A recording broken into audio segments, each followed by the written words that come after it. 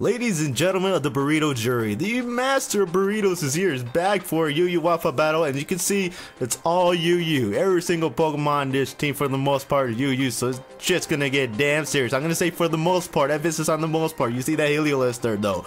So, and today's gonna be against Dredd, aka the Dreaded Ones, aka the first ever Twitch donator to my Twitch stream. Thank you so much for the support you have given me so far. Thank you for the donation, it's very appreciated. Thank you so much. And you asked for Yu Wafa battle, and I'm giving it to you. Unfortunately, I couldn't give it during the stream because I didn't have a Yu team ready to go, so I had to give me a few hours, give me the next early day to get a team together so that we can actually battle. And here we are. So one of the big things I do like about my team, I'm bringing back Entei Choice Bandit Secret Fire. That is just so damn powerful, especially for chestnuts, which is somewhat common in a Yu somewhat, and especially for Florges. I can just come in to switch out a hard switch into Entei against the Florges, and I can just Secret Fire whatever it wants. I can kill the Florges or kill whatever he wants to switch out to in a hard switch. It's really awesome, phenomenal. I don't know if I can make a team without it, but. But also, Honchkrow can be a son of a bitch because it can have predicting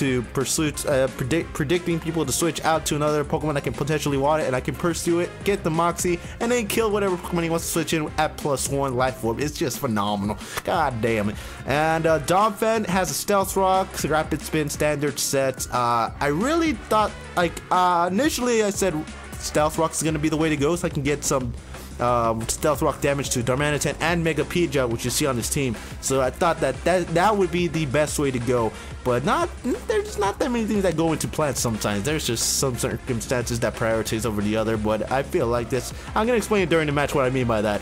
But let's get on the road. If you guys want to see more Wafa battles in the future in this channel, don't forget to leave a like. Let me know you guys want to see more Wafa battles. And without further ado, let's get this bitch going. I talk too much, you know what I mean? As far as which lead I was going to go for, as far as the beginning of this match, I felt like Donphan would have been the best lead for this matchup, because as far as the most of his team, I could set up Stealth Rocks on, but he does lead with the Chestnut, which can hurt my physically defensive Donphan pretty badly. I wanted to actually I was thinking about saving it for the Crocodile and the Darmanitan, so that's why I decided to switch on to the Entei. But thinking about this, looking back into this match, I felt like Stealth Rocks would have been much better and risk a Seed Bomb attack, because now with this Entei against this Porygon, see how much it does? It does almost 50%, and with the Stealth Rocks, I could have stayed in, gone for another Sacred Fire and killed it, but that's not how the way things are gonna go. So I go here with this Donphan, it's alright.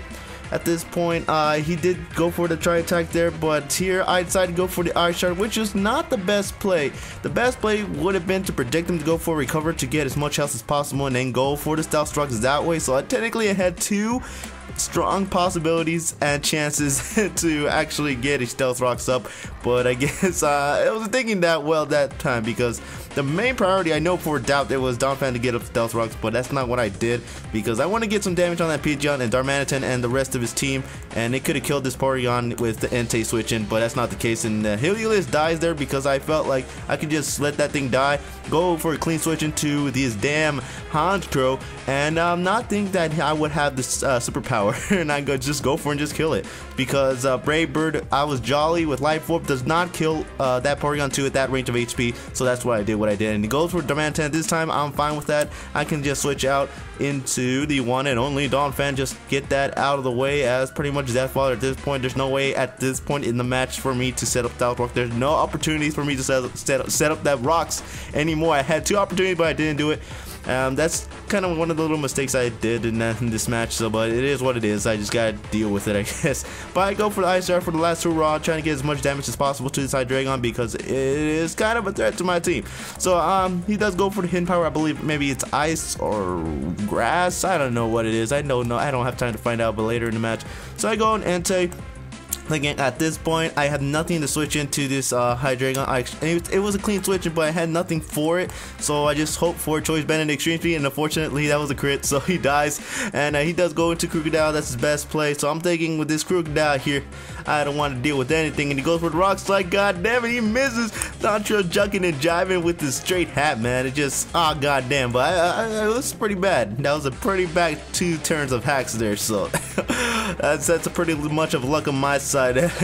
Pretty much a little bit undeserving at the part because I didn't get the stealth rock, which was my best play for the long term of this match, but it is what it is. I go chestnut, he goes into this chestnut, I go for the substitute belly drum, cuts that berry set, thinking that I can do some work against this chestnut for the most part. And he wants to switch out that nothing's gonna take this max +6 drain punch to the face, so he goes for a drain punch. I didn't think that it would actually take me down to 25%, maybe thinking that he was fully defensive as hell, but that's not what it is. So he goes for the spike shield, predicting me to go for a move, but I go for the sub, predicting him to go for the spike shield, which was pretty much detrimental at this point because I could now live whichever move he wants to do now because of the recovery from the drain punch, and he goes for his own drain punch, and he's not going to recover that much enough health for me to just knock him out next turn, so it's whatever it is. And now I'm at 56 HP, which is enough HP for me to survive a recoil from the spiky shield damage, which I do take there. It's around 20, so technically I could have lived the spiky shield for the first time if I were to do so,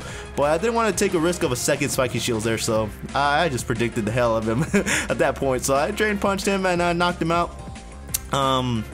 This set is really good in the late game, but not so much in this mid of the game because he still has Darmanitan, which is a threat to it, and he can still outspeed if his choice scarf. So that down goes the damn goddamn chestnut there, but it did his work. It took down a wall, so that's a good time for me. So I can go to Entane since he went and locked himself into Flare Blitz, and he has no choice at this point to go and switch out into the Crocodile here. So for this point, I can go Sacred Fire, doing all the things, and take him down all the way to just pretty much 1 HP. 1 or 2. I'm pretty serious. Just 1 and 2 HP. God damn it. If I knew that there was a chance that was gonna happen, I could have gone for the Flare Blitz. That was more damage. But it is what it is. I don't know what the chances were at this point. I didn't check it, but it's okay because now he has to switch in as he does into the Darmanitan, which pretty much guarantees me the win, I think, for the most part of this match, because now I get a +1 on this bitch. And at this point, there's nothing he can do. At this point, he has Pidgeot and the Crocodile here. So pretty much he sealed his fate when he locked himself into Earthquake. When I had the Entei there, I'd have no idea why he did that. The safest thing what he could have done was gone for the Rock Slide, just in case I actually did switch into the Honchkrow. But now, because he locked himself, I'm pretty much moxing the fuck up and going for sucker punches for days. So it pretty much is a good game at this point. I can just go for sucker punch, kill this Crocodile as his last mon. It was a good game, Dredd. Thanks for the donation. Like I said before, it's very appreciated. Thank you so much. Thanks for the support. It's greatly appreciated. And it was a pretty tough battle here. Pretty much, there was a couple things I could have done. But one of the key things to know was to get up my Stealth Rocks there, because I wouldn't have that much of a problem with the Porygon 2 as much as I had in that match in the beginning. So Stealth Rocks would have been very helpful, and especially for that Crocodile as well, since it survived at 1 to 2 HP. Stealth Rocks was way more important than saving the HP of that Donphan, so that's another thing to look back on and just pretty much improve on. So if you guys want to see more Wi-Fi battles, so don't forget to leave a like below. Let me know if you guys want to see more Wi-Fi battles, and I'm out.